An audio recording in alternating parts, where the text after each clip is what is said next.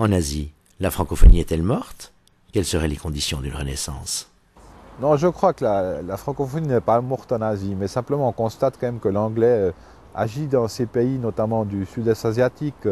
Vietnam, Cambodge, Laos, comme un rouleau compresseur, parce que l'anglais c'est la langue des affaires, c'est la langue de l'économie, c'est la langue de la globalisation. Et malgré le fait que ces pays aient parfois eu à souffrir de l'influence américaine, ces pays sont très réceptifs à la culture anglo-saxonne qui, pour beaucoup, est un gage de réussite et de succès économique. Donc on comprend que les parents inscrivent plutôt leurs enfants dans des écoles anglophones que francophones, même si effectivement on voit que de plus en plus le français revient quand même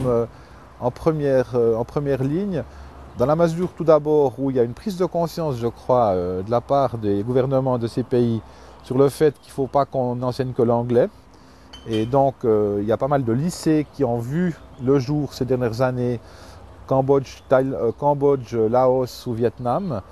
Et ce qu'il ne faut pas oublier non plus, c'est que le français est aussi la langue du tourisme, dans la mesure où beaucoup de touristes francophones voyagent dans ces pays. Et il y a aussi un intérêt de la part des personnes qui s'occupent du tourisme, que ce soit les commerçants, les restaurateurs, les hôteliers, d'apprendre le français, en tout cas de connaître un peu le français pour pouvoir le mieux accueillir possible les touristes francophones. Donc je dirais qu'il y a un effort qui est fait, il y a des efforts qui sont aussi faits par l'OIF, l'Organisation internationale de la francophonie, l'Agence universitaire de la francophonie. Des échanges ont lieu entre des pays francophones et ces pays-là, mais simplement il faudra aussi, à l'instar de ce qui se fait en Afrique, de ce qui devrait se faire en Afrique plutôt, que les pays du Nord, je pense notamment à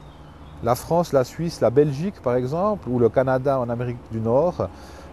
accueillent plus les étudiants africains ou asiatiques,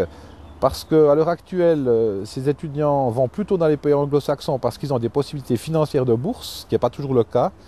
Et les questions de visa d'immigration pour des études sont beaucoup plus compliquées dans les pays francophones qu'anglophones malheureusement, ce qui fait que ça handicape beaucoup l'apprentissage du français.